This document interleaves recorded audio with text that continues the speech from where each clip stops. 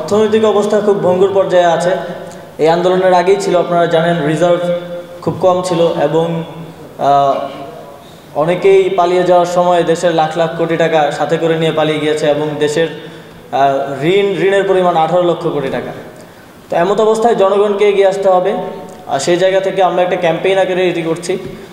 আমি এবং আমার মন্ত্রণালয়ের কর্মকর্তা কর্মচারীরাও তাদের একদিনের বেতন প্রধান উপদেষ্টার ত্রাণ তহবিলে জমা দেওয়ার ঘোষণা দিয়েছে। আমি আমার 1 মাসের বেতন প্রধান উপদেষ্টার ত্রাণ তহবিলে জমা দেওয়ার ঘোষণা দিয়েছি এবং সকল পক্ষের কাছে আমাদের এই আহ্বানটা থাকবে।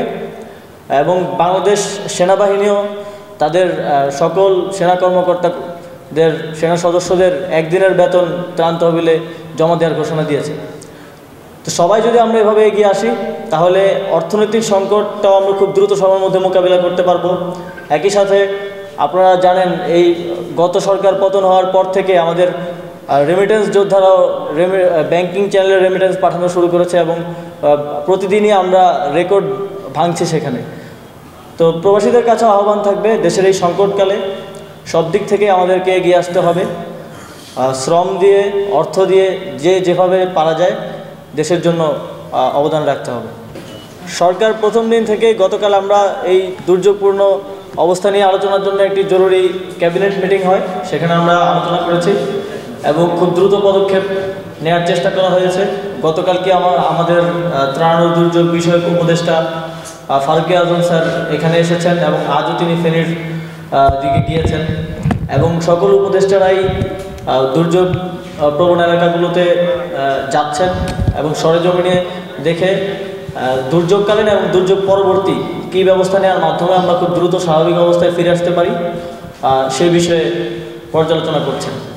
আমাদেরকে আরও সক্রিয় হতে হবে।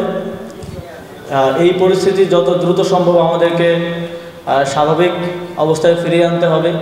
সেজন্য বৈষম্য বিরোধী ছাত্র আন্দোলনের নেতৃবৃন্দ কাজ করছেন।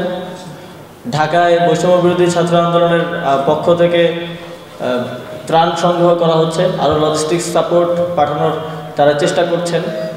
এছাড়াও সারা দেশেই বৈষম্য বিরোধী ছাত্র আন্দোলন কাজ করে যাচ্ছে। আপনাদেরকেও ধন্যবাদ। ঢাকায় সবাই ত্রাণ সংগ্রহ করছে, কিন্তু ফেনী সহ দুর্যোগপূর্ণ এলাকাগুলোতে এখনও অ্যাক্সেস করা যাচ্ছে না বলে সেগুলো এখনও হোল্ড করা আছে। পানি যেহেতু নেমে যাচ্ছে, কিছু কিছু জায়গায় পানি নেমে গেলে সেই ত্রাণগুলো এদিকে পৌঁছে দেওয়া হবে। আপনারা এই ত্রাণ বন্টনের ক্ষেত্রে তাদেরকে সহযোগিতা করবেন, যেহেতু আপনারা এই অঞ্চলগুলোর অবস্থা সম্পর্কে ভালো জানেন এবং মাঠ পর্যায়ে কাজ করছেন। এই সময়টা আসলে আমাদের ঐক্যবদ্ধ হওয়ার, একটি ছাত্র জনতার গণঅভ্যুত্থান, অনেক রক্ত এবং শহীদের জীবনের বিনিময়ে আমরা একটি নতুন বাংলাদেশ পেয়েছি।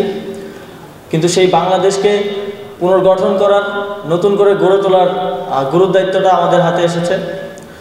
সরকার এবং জনগণ একসাথে একাকার হয়ে যে কাজ করছে সেটি দুর্যোগপূর্ণ পরিস্থিতিতে আমরা তার প্রমাণ পেয়েছি। সারা দেশে আমি কখনো দেখিনি কিংবা শুনিনি যে এরকম একটি দুর্যোগে দেশের প্রত্যেকটি পক্ষের মানুষ একসাথে হয়ে কাঁধে কাঁধ মিলিয়ে কাজ করছে।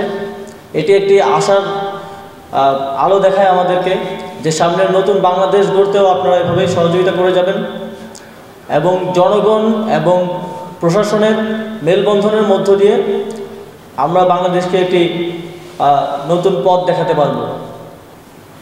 ধন্যবাদ সকলকে।